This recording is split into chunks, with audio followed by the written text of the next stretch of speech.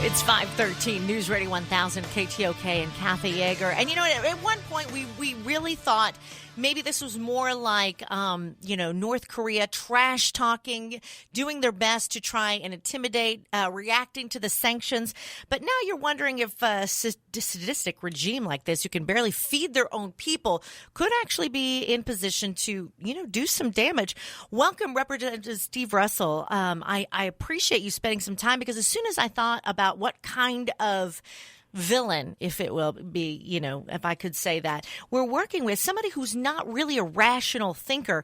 I was reminded of the fact that, remember, Saddam Hussein and how he was, and though this is a very different story, it still kind of has that same feel where the people of that country are in a dictatorship and they don't really have information, and yet without being able to eat, they're able to go ahead and stockpile and begin to work on warheads that now are a true danger to America.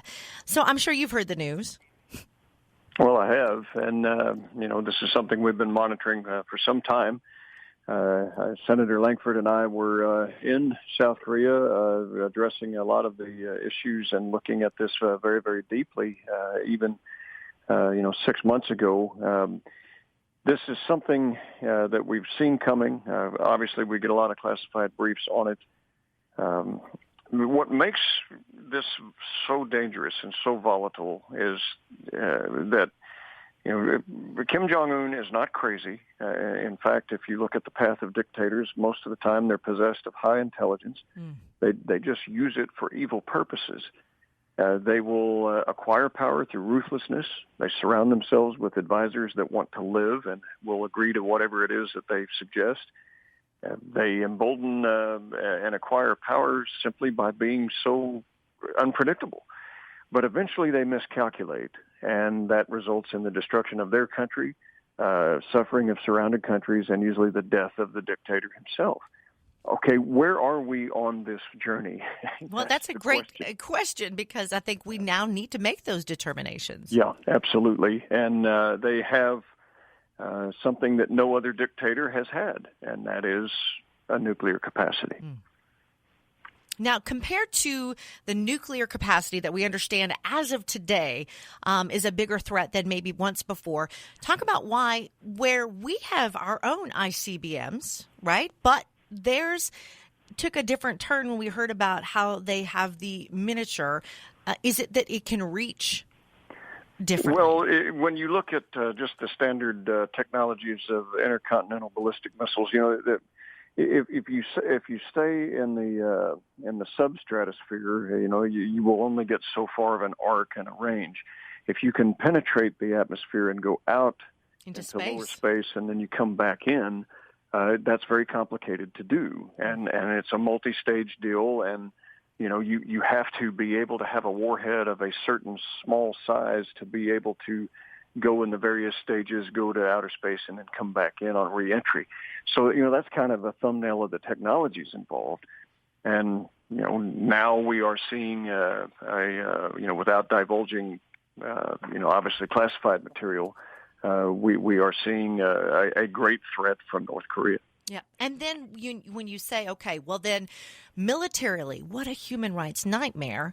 However, I think many of us are glad to see President Trump standing up and saying, look, North Korea will be met by fire and fury if the threats against the U.S. don't stop. So the sanctions and all of us coming together at the UN, how much is that going to go to make a difference before we do turn to a more military? Sanctions have proven to be very ineffective, but we should use every single tool of national power that we possess, diplomatic, informational, intelligence, economic. We should use everything, because military is the last resort. Now, if you look at the case of Libya, one thing all dictators have in common is that they want to survive. They want to live. Kim Jong-un wants to live. So the president's strong statements today that don't even think about it, if you do, you're going to be flamed in fire, off of the face of the earth, is essentially, his message. That's language that He's not used to from us. Exactly. And this is what has concerned, people in the region and our allies and others, which is why you saw a unanimous vote on the Security Council of the United Nations. There are no good options here. So we realize that we have to work together collectively to try to get this guy from miscalculating, and we don't know what the horrific outcome could be. Sanctions are fine, but the threat of annihilation is a good one. It did bring Muammar Gaddafi to the table and to a dismantling of much of his nuclear ambitions, and whatever became later of his demise through civil war and all of that. There was a marked improvement in relations under President Bush with Gaddafi giving up all claims to a nuclear program. So it can work if you've got the threat of absolute destruction. This was the premise of brinksmanship during the Cold War. Fine. You want to fire a missile at us, you're going to lose your country and everything you have too, and we'll all be dead together. Well, isn't there a way with our surveillance to really shoot their missiles before they have a chance to leave the ground? Well, we certainly, all I can say to that is... I know I'm being nosy, aren't I? Well, that's okay. These are the questions that Americans are asking. But what I can say is this, that currently the United States has the capacity to defend itself. And we have the ability to defend ourselves, on territory that may be at risk. But that said, we have to absolutely increase our anti-missile defense capabilities, numbers, cyber technology, all of these things in the future, because that gap could be closed very, very quickly. But as it currently stands, we have the ability to defend ourselves. They had talked about moving monies away from our missile defense system, but yes, you're saying now hopefully we are going to reprioritize. Well, we have to. There's two sectors that we've seen with this year's defense authorization. I think that was a bold reality that the greatest threats to the security of the United States that we face militarily right now are in cyber warfare and in the stratosphere dealing with missile defense. These are things that we absolutely have to address and have to grow on. Representative Russell, are you in a hurry? Because I have a couple of more questions. No, I'd be happy to. This is a pretty serious It's a pretty serious deal. It's worth the discussion, so I'd be happy to. Okay, hang tight with me. We'll talk about our relationship with China. Even if we got rid of that regime, would there probably be another one that jumped in there just as difficult to deal with? We'll talk to you more with Representative Steve Russell coming up. It's 5:25. Kathi Yeager in for Lee Matthews. In this conversation here on News Radio 1000 KTOK, I am joined by Representative Steve Russell, and we've been talking about North Korea and the idea of these missile-ready nuclear weapons. We have obviously talked about, we needed to show some strength, and I think today our president did something that we haven't done in a long time. That's flex our muscle. President Trump saying North Korea would be met with fire and fury if its threats against U.S. don't stop. Nobody wants the military to have to take that role. But unfortunately, when you're dealing with someone, which, if you missed what Representative Russell said, not necessarily a madman as much as a highly intelligent, evil man. And that's what was frightening, is the idea. I thought if he's, just a crazy guy and just, dealing with ego, there is a weakness that we could stab at. You're talking about somebody who's a very, very intelligent human who uses his powers for evil. That puts a very different layer of fear, I think, into folks when they realize what you're up against. Well, and we see that, with numerous dictators throughout history. But, as we had said before the break, the one thing that they all want to do is survive. When Gaddafi was presented with that, when Ronald Reagan, blew up, where Gaddafi lived, blew out some of his tents, and some of his relatives died in that airstrike, that changed the game. And then later, you saw some additional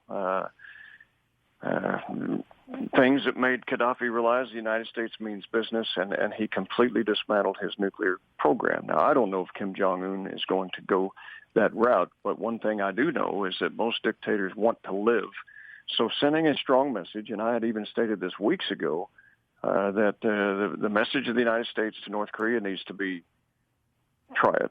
I mean, you're dead. Yeah, just plain and simple. No negotiation. You're just dead.